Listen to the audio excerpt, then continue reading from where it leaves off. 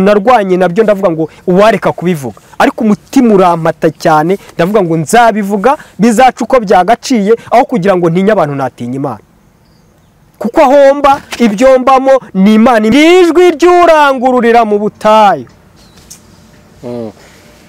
biravuze ngo buri muntu wese natunganye inzira ze mugorora inzira z'Uwiteka mutunganye inzira z'Uwiteka muharura inzira z'Uwiteka mugorora inzira ze umuntu wese nakora imirimo myiza umuntu wese nakora iby'Imana ishaka ariko ndyamye nza kujya mu iyerekwa ngiye mu iyerekwa mbona haje umuntu yari umuntu w'umugabo yambaye ishati ijya gusa nk'umweru ukuntu ntabwo ari umweru wera cyane ariko ari umweru hanyuma araza acyakora aza afite imodoka zino modoka ziri mu bwoko bw'amafuso ariko ndendeza bakunda kwita amaronge shashi araza azazanye iyo modoka araza arayiparika amaze kuyiparika hari umugabo twari turi kumwe nawe yari ari aho ngaho hanyuma kijya muri iyi modoka yakoze ibintu nanjye amaso yanjye atarareba na n'uyu munsi ndabireba nkumva umutima urakutse uyu mugabo ageze muri iyi modoka yagonze abantu yagiye mu modoka arayatsa agonga abantu uyu mugabo yica abantu abagendaga ku muferege ku ruhande arabagonga arabica abari bari ku maparitoma hanze ku mbaraza arabica hari abari bari mu gucuruza mitiyu kwa kundi abantu bamwe gucuruza nk'ama mitiyu hariya ararengarenga umuhanda aragenda ajya kubasanga aragonga arabica senya n'inzu yisha abantu kugera ku rwego rwaho nagiye ndeba ngiye nkagenda apfuka amaso hanyuma nza kubona umuntu utapfuye cyakora ubona ko yagonzwe yababaye ndagenda ngiye kumwegera ngo mubwiye ni pole ihangane uraza gukira ankubita itarasambwa ngo mvira iruhande ngo genda kandi ari gupfa bitewe n'iki bitewe nuko uwo muntu wari wamugonze ni umupasiteri uyu mupasiteri uramuzi uyu mupasiteri ni umupasiteri nabonye kuri YouTube witwa Pastor Claude nganye inzira z'Uwiteka nimukora ibyo gukiranuka ni mwezwe ku gato no ku kanini nimukora imirimo myiza nimubane na bagenzi banyu amahoro iryo ni ryo jambo uyu muntu yitwa Pastor Claude niwe nari ndi kubona ari kugonga abantu bigeze aho ngaho umuntu anyigiza yarambwe ati mvira iruhande bigaragara bitewe n'iki we ari kureba akavuga ati n'ubundi urupfu upfuye nishwe n'abavuga butumwa bagenzi bawe nta kintu na kimwe wambwira n'ubundi nishwe na mwene wanyu nishwe n'uwitwa umuvuga butumwa nawe urashaka kongera kuza kunsonga mvira iruhande aranyirukana njya hariya ndababara cyane ndavuga ntiriyerekwa ndarireba ndavuga ese mwana ukagira Imana mwiriyerekwa ndaritambutsa kuri YouTube ndashaka nimero z'uyu mugabo muhamagare ariko nza kumenya neza ko nubundi message zijyanye n'ubutumwa bwiza nabamubwiriza kwihana nabamubwiriza kureka ingeso mbi nabamubwiriza guca bugufiya yarazakiriye ariko yanze kubireka sangaho umupira warengeye niho ugomba kurengurirwa niba nubundi inyigisho zo zica kuri YouTube nanjye ngomba kubivuga mbiciye kuri YouTube bikira ahangaha ntihaze no kugira aciye mu gikari bahamagara Pastor Claude ni beshi n'Imana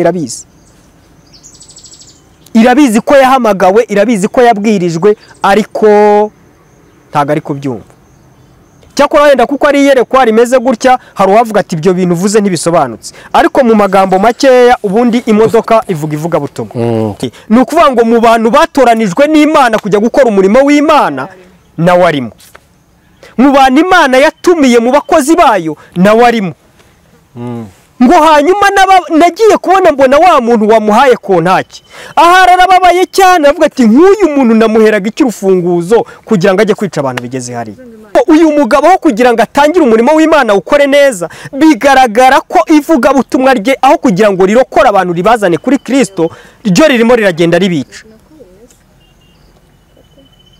ndaza gusaba umuntu wakumva iki kiganiro izwe bagaruke kwa Yesu bumve ikimana ibashakaho haleluya amen Imana ishimwe haleluya ndacyari mu gusobanurira iyerekwa hanyuma iyo umuntu amaze guhabwa urufunguzo abamaze guhabwa uburenganzira Imana iba yabonye ko uyu muntu ashobora kubwira abantu none rero ikibazo uyu mugabo afite titire imwemerera kubwira abantu bakava mu byaha. Afite titire imwemerera kwigisha abantu iby'ubutumwa bwiza n'iby'agakiza. Iyo mu Mana rero utari gukora iby'Imana ishaka, aho kugira ngo ubwirize abantu bahagarare, iyo umuntu agiye mwiyerekwa abona abantu uri kubwiriza bari gupfa. Kandi kugira ngo uzabwirize uyu muntu wabwirijwe n'uyu muntu wapfuye,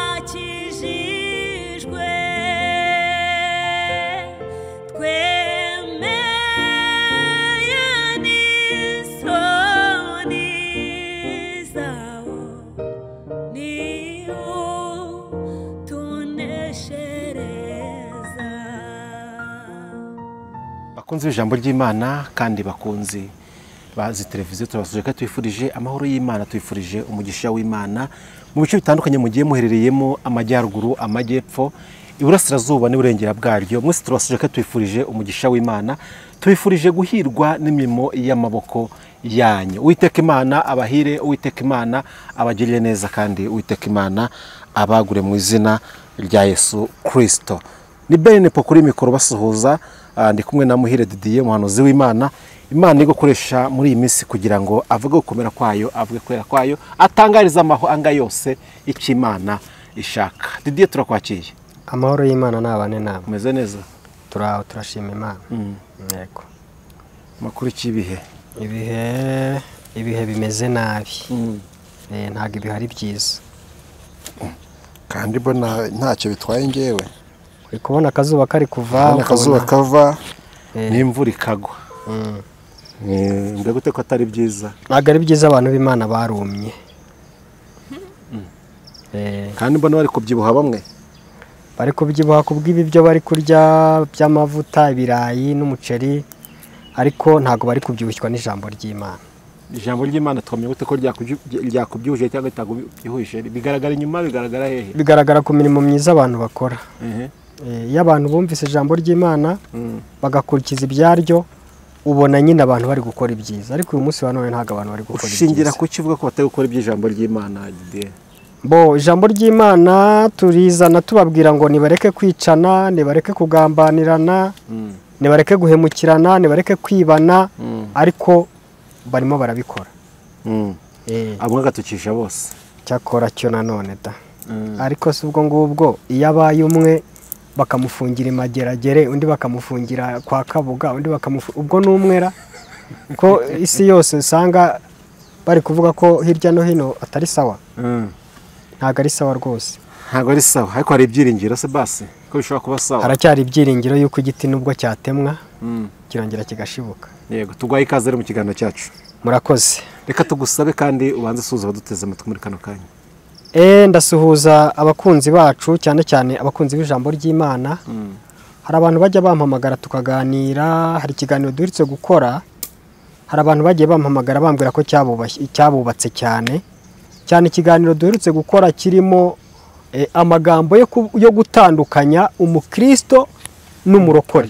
Kiriya kiganiro abantu bakimpamagariyemo barampamagaye rwose, bati ni ukuri uyu munsi wa none tubana n'abantu bitwa abarokore, ariko se umukristo aba ameze gute? Noneho nk'uwonganirije namubwira imyitwarire y'umukristo, akambwira ati nta mukristo ndabona.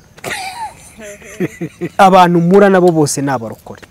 Ntago abakristo none abakristo barahari, twaranabyibajije. Ariko abakristo barahari. Kuko hari abantu twagiye tuganira, akambwira ati ariko njyewe nabanaga n'abantu, ariko se kugira ngo nzamenye ko ari abakristo cyangwa nzamenye ko ari abarokore nzabigenze gute? Amubaze se mwebwe mubana muti? Ndetse hari n'uwambwira ati nanjye ubwanjye nzi neza ko mbana n'Imana, nzi neza ko nzi amagambo y'Imana, ariko ndangije ndamubaza se amagambo y'Imana uzi, sibyo amagambo y'Imana wigishijwe, amagambo y'Imana ari muri wowe, nayo guhesha Yesu icyubahiro cyangwa nayo ukoresha ni nk'intwaro ukoresha kugira ngo abantu bakwegereye ubumvishe kuri umuhanga? arambwira ati nayo nkoresha kugira ngo abantu banyegereye ndibatsindishe. Mbese abantu bafashe ijambo ry'Imana barigira intwaro bakoresha muri sosiyete babamo.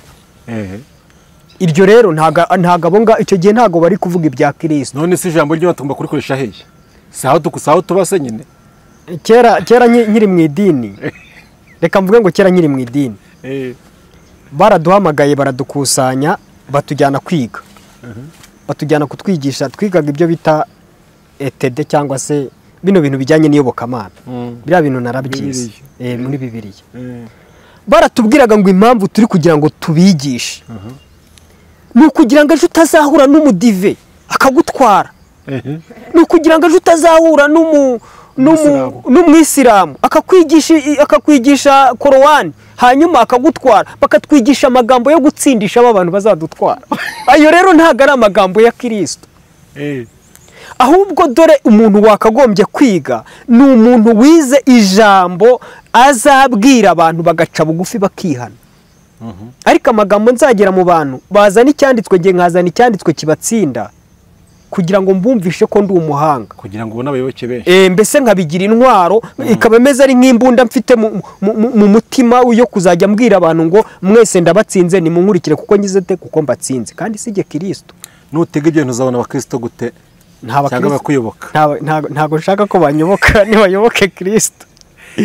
Urumva rero bivuze ngo abantu benshi bafite amagambo bize mu mutima yo gutsinda bagenzi babo kugira ngo bemere ko ari abahanga bize Bibiliya. Nize ngaruka ariko tuzanira muri iyi minsi. Ingaruka byazanye ingaruka nyinshi, kuko wa muntu uramuzana umutsindishije ijambo yumvishe ko uri umuhanga, akaza kwiga ayo magambo y'ubuhanga nawe akayagira intwaro ajya gutsindisha abantu. Mbese usanga byarazanye ingaruka zo kuvuga ngo twemeza abantu. Kandi Kristo arashaka yuko twemeza abantu ko Kristo ari we mwami. Ariko iyo twize gutyo ni nk'aho ari twebwe tuba dushaka kuba abana mu bantu. Niba wumva ushaka kugira ngo umenye Bibiliya sanga runaka, urumva ikintu umuntu ari kukwigisha. Niba ushaka kugira ngo umenye Bibiliya sanga runaka, ntago ari kuvuga niba ushaka kugira ngo umenye Kristo ujya kurebera kuri runaka. Mu byo twubwiye cyane mu bisobanuro duhaye ntago shyikiye ko abantu bajya kwiga ijambo, bajya kwiga teoloji cyangwa se Bibiliya. Urabishyikiye? Nibagende bajye kwiga imico ya Kristo, biga imigendere ya Kristo, bige kubana n'Imana, kandi kubana n'Imana no kubana n'abantu. Umuco se barawiga? Umuco barawiga. Umuco wa Yesu barawiga. Cyakora hari uwo bavukana ariko nawe urigwa. Niyo mpamvu hariho, singira ngo hariho mu Rwanda nta bintu bijyanye na gakondo n'umuco biharira. Birahari ibintu nk'ibyo. No mu by'Imana se birahari? Mu by'Imana tugomba kwiga imico ya Kristo. Sibyo? Tukayoboza inzira za kera. Turayigishwa nabande ko iyo tugendeye ku nyigisho ujye tukunda kuduhereza, usanga abo bantu bawe bose bakabitwigisha ari abarokore. Turabyigishwa nabande kandi abantu bose ari abarokore? Biradusaba ko tubaririza inzira za kera, za nzira zasibamye abakristo ba kera bacagamo, tubarizo tubaririza. Tugize umushatsi kumwe na Muhire Didier ariko tuvuga ngo tubaririze izo nzira, ariko dushimye Imana ko Imana duhaye Muhire Didier kugira ngo abe yatuyobora, adufashe kuturangira izo nzira kugira ngo tuyoborane. Izo nzira ni izihe Didier? Tubarize bande waturangira? Turi ahangaha, reka twumve ikijambo ry'Imana risaba, hanyuma nitumara kumva ikijambo ry'Imana ridusaba tukigendereho tuba aricyo dukora. Urakoze cyane, kanze ngo umwanya noneho reka ngusabe usenga Imana nakomerezeho utanga n'ubutumwa Imana yashyize ku mutima we, nk'uko rero Imana kuyobora ni kareba. Tugiye gusenga, ariko turebere ijambo ry'Imana riboneka mu butumwa bwiza uko bwanditswe na Yohana. Ni igice cyaho ni icya mbere, turasoma duhereye ku murongo waho wa 21. Turaza gusoma aho ngaho turageza hepfo, hanyuma reka dusenge twumve ijambo ry'Imana. Mana, turagushimye, uri umukozi w'umuhanga, witwa byose kandi uri umutabazi, uri umurengezi. Tugiye kumva ijambo ryawe, tugiye kumva iby'umwuka abwira amatorero muri iyi minsi. Ngwino bane natwe tugirire neza kandi ubwoko bwawe burengere. Urakoze ni mu izina rya Yesu, amen. Yohana igice ni icya mbere, urasoma uhereye ku murongo wa 21.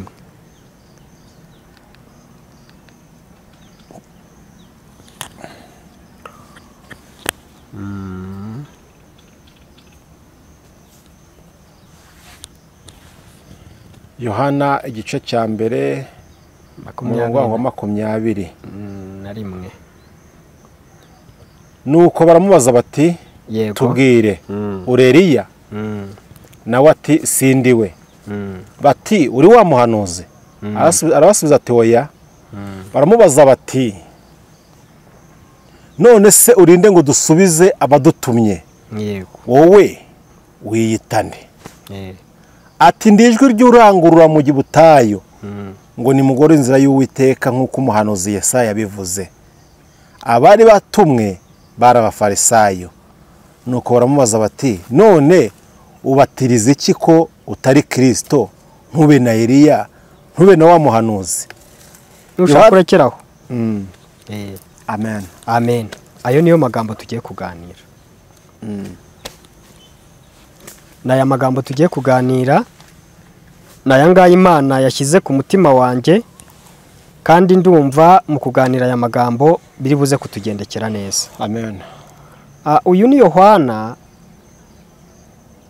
wa wundi wabanaga na Yesu, wabanye na Yesu, cyangwa se kubana na Yesu mvuga abangaba bameze nk'ababanye mu gihe cyo munda, kuko uyu Yohana uyu nguyu igihe nyina yari amutwite ni nacyo gihe nyina wa Yesu nawe yari amutwite.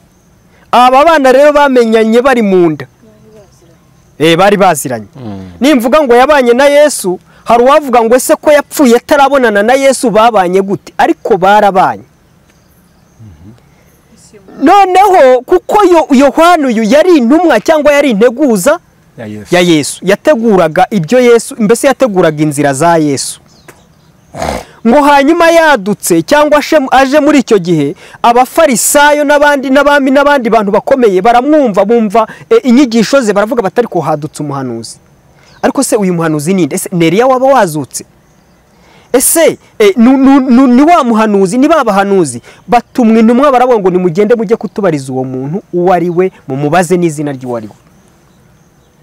Baraza baramubaza bati ubundi wowe urindi kuri gukora ibitangaza, kuri kwigisha abantu, kuri kubwiriza abantu, mbese urinde? Aha hantu harimo ikintu gikomeye ngira ngo tuze kuganiraho. Kubera iki Yohana atigishaga abwira abantu yuko ari Yohana uri kubwiriza ku giti cye? Iyo aza kuba yarabwirizaga avuga ngo jyewe Yohana nimwumva uko naje mvuga, ntibabariwe bababaza ngo urinde.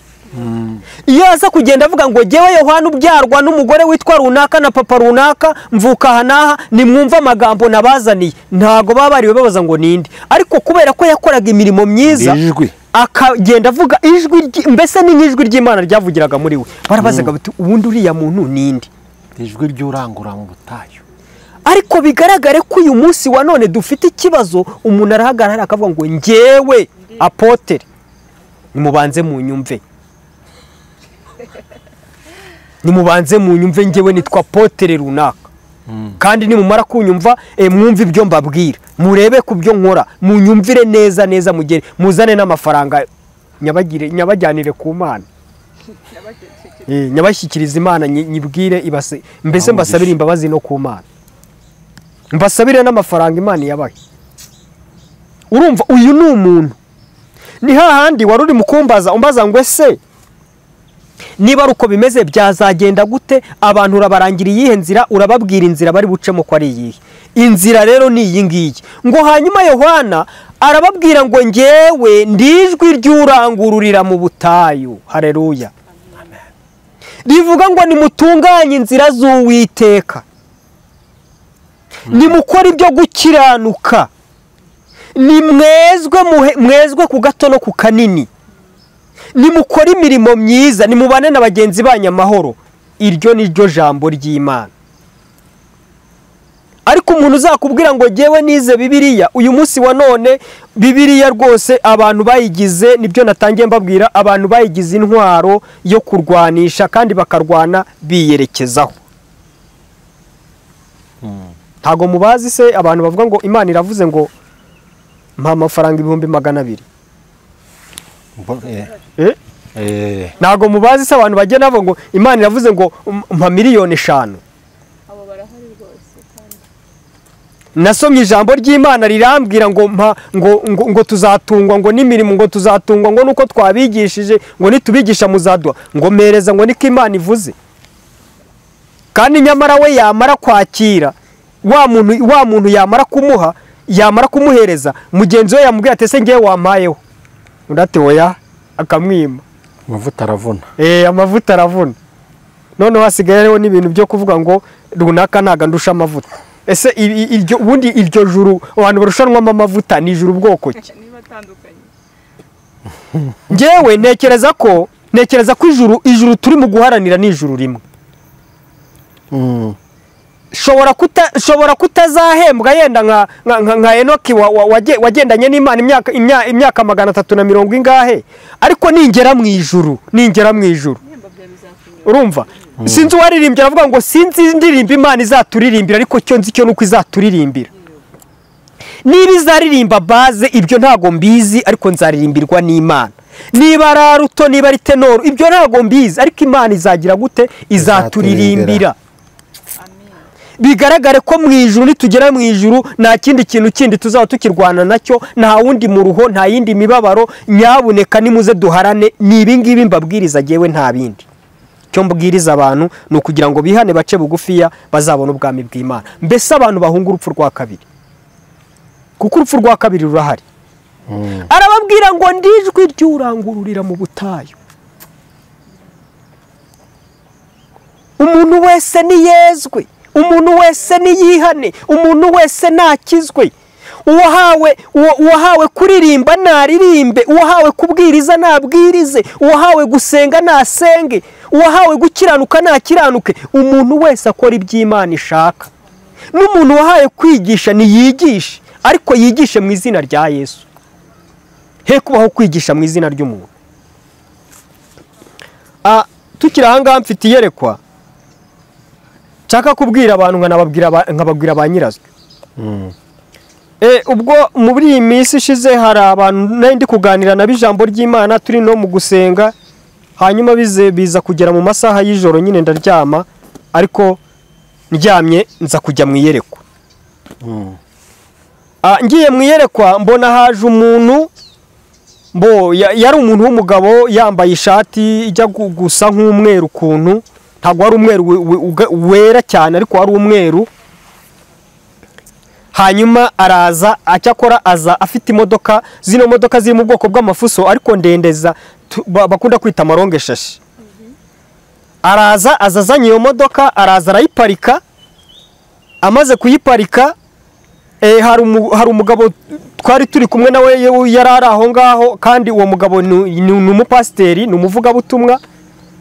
Ngiye kubona mbona uwo mugabo yegereye wa undi ufite imodoka, aramubwira ati seti wampaye lift cyangwa se wampaye umunyenga, wampaye ngatwara nanjye nkumva. Hanyuma ava mu modoka amuhereza kontake. Uyu mugabo amaze gufata kontake, amaze kwinjira mu modoka arayatsa. Amaze kwatsa cyakora hasaga nk'ahaterera, ariko hari abantu benshi bahanyuraga, ari abantu benshi, hari abihuta, hari abagenda gakeya. Hanyuma kijya muri iyi modoka yakoze ibintu nanjye amaso yanjye atarareba, na n'uyu munsi ndabireba nkumva umutima urakutse. Uyu mugabo ageze muri iyi modoka yagonze abantu, yagiye mu modoka arayatsa agonga abantu. Uyu mugabo yica abantu, abagendaga ku muferege ku ruhande arabagonga arabica, abari bari ku maparitoma hanze ku mbaraza arabica, hari abari bari mu gucuruza mitiyu kwa kundi abantu bamwe gucuruza nk'ama mitiyu hariya, ararenga umuhanda aragenda ajya kubasanga aragonga arabica, senya n'inzu, yisha abantu kugera ku rwego rwaho nagiye ndeba ngiye nkagenda apfuka amaso. Hanyuma nza kubona umuntu utapfuye cyakora ubona ko yagonzwe yababaye, ndagenda ngiye kumwegera ngo mubwiye ni pole ihangane uraza gukira.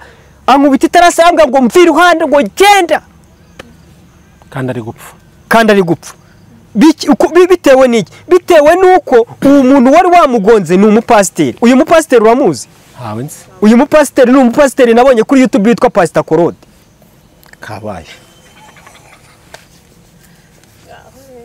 Ni umupasiteri njya mbona kuri YouTube, ntago ndabonana nawe ijisho ku jisho, ntago turahura nituranasuhuzanya, ariko mubona kuri YouTube. Uyu muntu yitwa Pastor Claude, niwe nari ndi kubona ari kugonga abantu bigeze aho ngaho. umuntu anyigiza yarambwiye ati mvi iruhande bigaragara bitewe n'iki we ari kureba akavuga ati n'ubundi urupfu upfuye nishwe n'abavugabutumwa bagenzi bawe nta kintu na kimwe wambwira n'ubundi nishwe na mwene wanyu nishwe n'uwitwa umuvugabutumwa nawe urashaka kongera kuza kunsonga mvi iruhande aranyirukana njya hariya ndababara cyane ndavuga ntiriyerekwa ndarireba ndavuga ese mwana ukagira Imana mwiriyerekwa ndaritambutsa kuri YouTube ndashaka nimero z'uyu mugabo muhamagare ariko nza kumenya neza ko n'ubundi message zijyanye n'ubutumwa bwiza n'abamubwiriza kwihana n'abamubwiriza kureka ingeso mbi n'abamubwiriza guca bugufiya yarazakiriye ariko yanze kubireka sangaho umupira warengeye ni ugomba kurengurirwa niba n'ubundi inyigisho zica kuri YouTube nanjye ngomba kubivuga mbiciye kuri YouTube bikira ahangaha ntihaze no kugira umuntu wandika ngo utaciye mu gikari abantu baciye mu gikari bahamagara Pastor Claude ni benshi n'Imana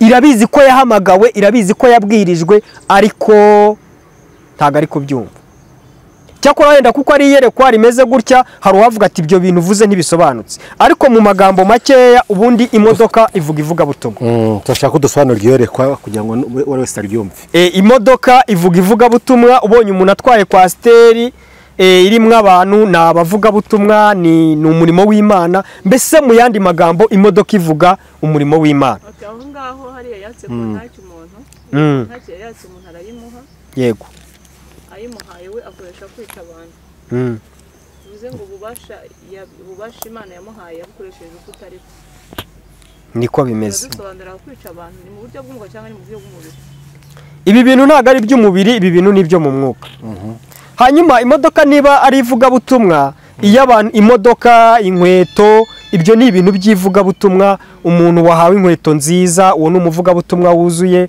umuntu wahawe imodoka iri gukora neza uwo ni umuvugabutumwa ni ivugabutumwa mbese ni ibikoresho bikoreshwa mu ivugabutumwa hanyuma rero kuba umuntu ashobora kuzana imodoka ni ukuvuga ngo ni marayika waje akavuga ati noneho rero niba ushaka kujya mu murimo w'Imana akira genda ajya mu murimo w'Imana akira urufunguzo ni ukuvuga ngo mu bantu batoranijwe n'Imana kujya gukora umurimo w'Imana nawe arimo mu bantu Imana yatumiye mu bakozi bayo nawe arimo ngo hanyuma nagiye kubona mbona wa muntu wamuhaye kontaki aha arababaye cyane avuga ati nk'uyu muntu namuheraga iki urufunguzo kugira ngo ajye kwica abantu bigeze hariya hanyuma iyo rero umuntu amaze guhabwa kontake akaba amaze kwinjira atangiye gutwara ni ukuvuga ngo atangiye ivugabutumwa atangiye umurimo w'Imana noneho uyu mugabo wo kugira ngo atangire umurimo w'Imana ukore neza bigaragara ko ivugabutumwa rye aho kugira ngo rirokore abantu ribazane kuri Kristo ryo ririmo riragenda ribica ndaza gusaba umuntu wakumva iki kiganiro yazana kimwohereza cyangwa se akanamubwira birashoboka ko hari igihe kuko mu bantu Imana ishaka n'uyu mugabo arimo ngewe ntago ndi muri ba bantu baza guhangana kuri YouTube ntago ndi muri ba bantu baza guhangana kuri YouTube kuko nibi bintu narwanye nabyo ndavuga ngo uwareka kubivuga ariko umutima urampata cyane ndavuga ngo nzabivuga bizaca uko byagaciye aho kugira ngo ntinye abantu natinye Imana kuko ahomba ibyo mbamo ni Imana imbeshejeho ndamutse nsuzuguye Imana no gupfa napfa hanyuma rero ivugabutumwa hanyuma iyo Imana imaze kukugirira icyizere ukaba umaze kubona urufunguzo icyo gihe tangira ujye gukora imirimo myiza tangira ukora imirimo Imana ishaka tangira ukora imirimo Imana mbese urokora abantu utwara abagenzi neza ubageze kuri Kristo tugende mu misozi tubabwire ibya Yesu maze nabo bakizwe be kujya mu muriro tugende mu misozi tubabwire ibya Yesu maze nabo bakizwe be kujya mu muriro urumva icyo twahamagariwe kugira ngo tugende mu misozi tubwirize abantu iby'ubutumwa bwiza bakizwe bagaruke kwa Yesu bumve icyo Imana ibashakaho. Haleluya, amen, Imana ishimwe. haleluya. Ndacyari mu gusobanurira iyerekwa. Hanyuma iyo umuntu amaze guhabwa urufunguzo, aba amaze guhabwa uburenganzira, Imana iba yabonye ko uyu muntu ashobora kubwira abantu. None rero ikibazo, uyu mugabo afite titire imwemerera kubwira abantu bakava mu byaha. Afite titire imwemerera kwigisha abantu iby'ubutumwa bwiza n'iby'agakiza. Iyo mu Mana rero utari gukora iby'Imana ishaka, aho kugira ngo ubwirize abantu bahagarare, iyo umuntu agiye mu iyerekwa abona abantu uri kubwiriza bari gupfa. Kandi kugira ngo uzabwirize uyu muntu wabwirijwe n'uyu muntu wapfuye, wabonye ko njyewe nagiye kumuramira akambwira ngo nimuve iruhande.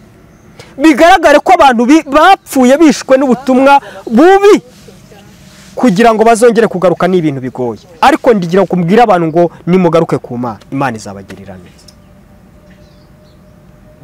Uwaguhaye umurimo wo gukora ijambo, uwo kuvuga ubutumwa, uwaguhaye kontaki yo gutwara abantu, nyabuneka batware neza, Imana izabagirira neza. Imana izabambika imbaraga. Amen. Yego. Ryanjye ndijwi ry'urangururira mu butayu. Biravuze ngo buri muntu wese natunganye inzira ze, mugorora inzira z'Uwiteka, mutunganye inzira z'Uwiteka, muharure inzira z'Uwiteka, mugorora inzira ze. Umuntu wese nakora imirimo myiza, umuntu wese nakora iby'Imana ishaka, Imana izabagirira neza. urakoze cyane. turamya tugenda tugana no kwiyerekwa wagize kuri uwo mukozi w'Imana Pastor Claude. Mwiyerekwa tubwiye yuko wabonye ari umuntu uzanye imodoka. Claude asa nk'umwatseri ifuti. Ese umurimo w'Imana w'upasiteri, nubwo ari pasiteri, ndakeka iyo umuntu aguhaye ifuti ntabwo imodoka ntabwo aba ari iyawe, uba ushobora kuyisubiza. Bwari ntizanyo, kambivuga gutyo. Imodoka yari uwo mugabo. Erega n'ubundi ntabwo ubutumwa, twebwe duhabwa ubutumwa. Duhabwa ubutumwa. Ubundi ni ukuvuga ngo uhabwa ubutumwa bw'uwo munsi. Uyu munsi wa none ubutumwa nazanye sibwo nzazana ejo.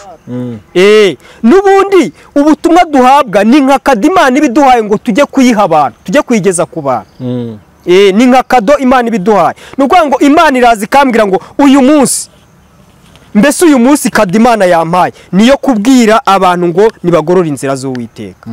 Ejo ninza hari igihe Imana izambwira ngo genda ubwire abantu ngo ndabatabaye, mbahaye ibyo kurya, mbahaye ibyo kunywa, ndabambitse. Sibyo? Yego.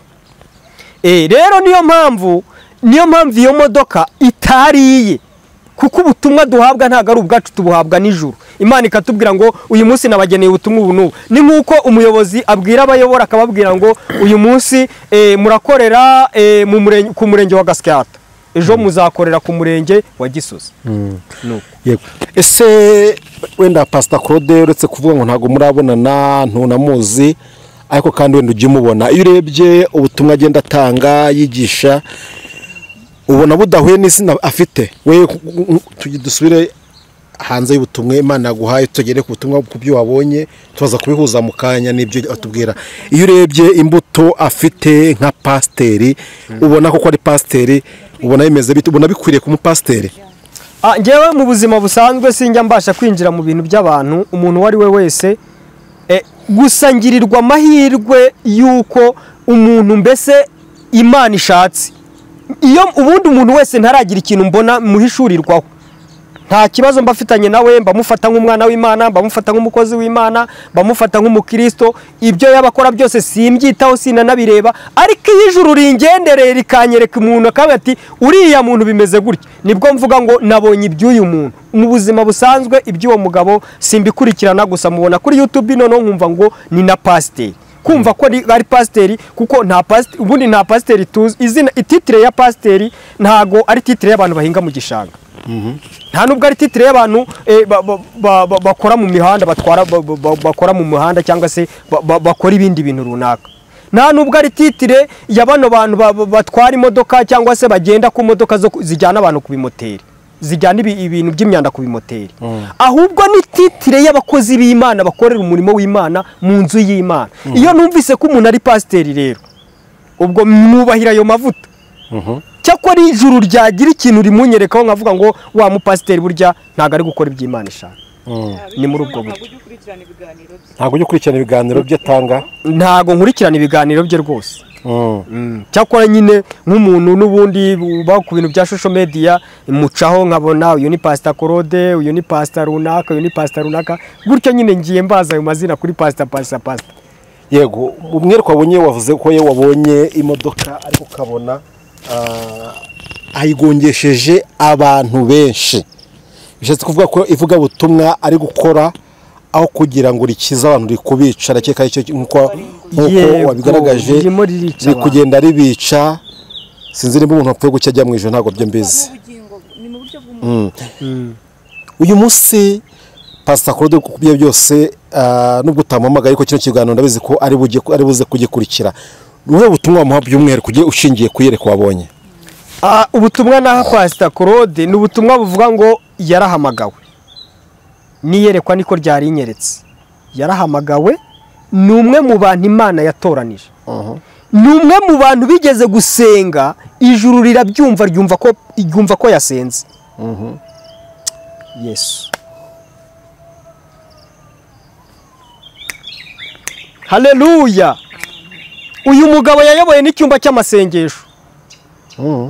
Ntago tubizi. Umwuka arabimbwiye ko yigeze kuyobora icyumba cy'amasengesho. Yenda muganiriye yabikubwira, ariko uyu mugabo yayoboye icyumba cy'amasengesho. Bigaragare ko yari afite ubutumwa, yari afite message, yari afite intumbero ituruka ku Mana. Yego. N'uyu munsi wa none Imana iramureba nk'umuntu wigeze kuyikorera, ni nayo mpamvu idashaka yuko azapfa nabi. Ari mu bantu Imana idashaka ko bazarimbuka. Nubwo bimeze gutyo, nubwo ari uko nguko bimeze, iyi modoka ntiyigeze anayitwara byibura ngo imwice we yarokotse, mbese ari mu bantu Imana ishaka ko bazabaho. Ahubwo icyo namubwira nagaruke ku Mana. Nagaruka ku Mana, isi ye kumutwaza igitugu, Imana iramushaka, kandi nagaruka ku Mana, Imana izamugirira neza, kuko Imana iracyafite imbabazi n'impuhwe zo kugira ngo yongere yigarukire, kandi nagaruka Imana izamugirira neza. Ese ikibazo kiri ku biganiro akora cyangwa ku biganiro mvuze ibiganiro akora, ni mu butumwa atanga mu biganiro atambutsa kuri YouTube? Ni ikibazo kiri cyangwa kiri mu buzima busanzwe hanze ya YouTube? Ikibazo kiri mu bwivuga butumwa gukora muri no minsi kugira ngo nawe amenye ahantu agomba gukosora. Ese arakosora kuyivuga butumwa akorera kuri YouTube cyangwa se ku biganiro mu nyigisho atanga kuri YouTube, cyangwa inyuma y'amarido hari ibindi agomba gukosora? Yo akora iki muri no minsi? Ijambo ryatubwiye ngo iki? Ijambo ryatubwiye ngo ndijwi ry'urangururira mu butayu. Umuntu wese nagira ate? Natunganya inzira z'Uwiteka, agorora inzira ze.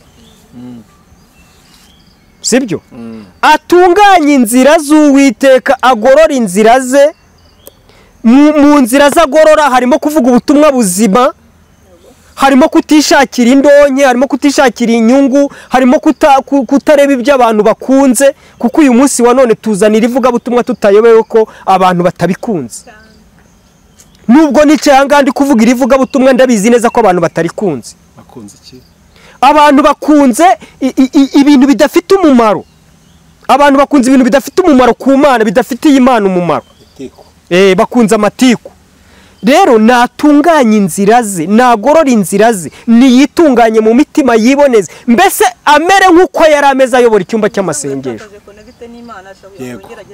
Amere nk'uko yari ameze akiyobora icyumba cy'amasengesho. Amere nk'uko yari ameze akiyobora icyumba cy'amasengesho, akijya ku karago, agisenga, acyumva ijwi ry'Imana, agihamagarwa, akibana n'abashumba nyabashumba, akibana n'abakristo, akibana n'abadiyakoni, mbese akihamagarwa nasubire ku rufatiro. Imana izamugirira neza. Imana izamugirira neza. Ibyo byose gutwumva duteza amatwi, kandi ubutumwa buri buze kumugeraho, kandi ubwo yabyumvisha ibyo agomba gukosora nawe ni umuntu mukuru. abantu benshi bajya bamushidikanya ko atari pasiteri bitewe n'ibyo babona akora, ariko none mu butumwa duhaye mbonye bushimangiye ko ari pasiteri. Ni pasiteri, iyo titire n'Imana irabizi ko ari pasiteri. Iyo titire rwose Imana iyimuziho, ijuru riyimuziho. Kubera ko nanjye nshobora kuba pasiteri bitewe n'abantu ndi kubwiriza bakagira gute, ni ukuvuga ngo akiyobora icyumba cy'amasengesho uyu mugabo yarakunzwe n'Imana. Buriya Imana ni ukuvuga ngo Imana hari ahantu iturebera. Umuririmbyi yararirimbye ngo Imana iturebera aho tutareba. Noneho iyo Imana yakuboneye mu murimo wayo ikakubonera sinzi yenda hari abantu tujya dusenga tugasenga kandi mwibuke ko Imana dusenga ivuga. Ibi byo ntago ari igitangaza kuba Imana yacu ivuga. Ariko hari abantu dusenga tugasenga izina yitwa Muhire, Imana ikaza ikamubwira ngo mwana wanjye nkwise Dawidi. Hari ababyeyi tujya dusengana Imana ikamubwira ngo mwana wanjye nkwise Esiteri. Bitewe n'iki? Bitewe nuko we yihanganye nkuko Esiteri yihanganye, hanyuma Imana irebye iravuga ngo byanze bikunze iyi titire yo kuba Esiteri ndayiguhaye. Rero hari aho dusenga ugasenga mwana wanjye rwose njyewe ndagukunze nkwise Samweli. Kubera iki? Ubwo Imana ibibona ari mu rwego rw'abatambyi nka Samweli. Rero nawe Imana ifite yaramubonye irareba ibona rwose aberewe no kuvuga ubutumwa, ahubwo byaje gupfa nagorore agaruke ku Mana, Imana izamugirira neza. Ibyo ngibyo byabo ngabo bandi uri kumbwira ngewe ntago mbizi, nta nubwo nabijyamo. Gusa nk'umukozi w'Imana, nk'umuntu watumwe n'Imana, icyo ngomba kuvuga n'ikiyerekwa mfite, n'ikiyerekwa nabonye. Ndamutse ngiye hirya aho ngaho naba ngiye mu matiku, naba ngiye kugaragaza yuko meze nk'umuntu uje kurwanira mu mubiri, kandi nge sinje kurwanira mu mubiri. Si ibyo numva ngomba kuvuga, n'iby'Imana yavuganye nanjye, n'iby'iyerekwa yampaye. Ikindi nzi neza nuko hari abantu baciye mu gikari b'abakozi b'Imana batigeze babivuga kuri social media, bakamuhamagara bakamubwira ati Imana irashaka ko witwara gutya. Ubwo Imana rero nanjye yaje noneho inyemeza ko ngomba kubivugira aha ngaha, ndabivuze. Ubundi hasigaye niyakira ubutumwa bw'Imana buturutse ku Mana, ubundi hasigaye arwane no gukora iby'Imana ishaka. Imana izamugirira neza. Murakoze, tutaza kurenza aha ngaha tukajya mu bindi bidafite umumaro. Imana ibaho umugisha. Imana iguha umugisha Didier. Tugira tugana ku musozi w'ikiganiro cyacu. Ese muri no minsi umukristo yitware gute tugana ku musozi? Umukristo nakora iby'Imana ishaka. Umukristo nasenge. Umukristo nakizwe. Umukristo niyihane. Nubwo abantu benshi batari kubona cyangwa se batari gushaka kugira ngo ibi bintu babimenye, ariko ibi bintu bifite umumaro, kandi igihe kirageze kandi kirasohoye kugira ngo abantu bakoze iby'Imana ishaka babeho neza. Yesu agumugisha. Katwende ku musozi w'ikiganiro cyacu cy'uyu munsi, ndetse no ku butumwa Imana yari guhaye turi tubusubikiye aho ngaho. Imana yajya kugice kubwira amarembo arafunguye uzagaruka. Reka twizere yuko kandi ba nyiri ubutumwa nabo bari bwumve kandi bakumvira icy'umwuka ari kubabwira. Didier, turagushimira, Imana iguha umugisha. Namwe Imana ibaha umugisha, murakoze. Reka tugusane neho, birashoboka yuko hari wakwifuza yuko musengana cyangwa se agakenera nimero za telefone kugira ngo mwe mwavugana. Reka tugusabe utambutse nimero za telefone zaho nongiza udusengera Imana. Karibu ko. Telefone ni 0788 20 85 18 iminani 2 20 85 18. Mana data, mu izina rya Yesu dutambukije ubutumwa bwiza, tuvuze ijambo ryawe, riherekeze, urikoresha ibyo rigomba gukora. Imbabazi zawe zibane natwe. Urakoze, ni mu izina rya Yesu. Amen.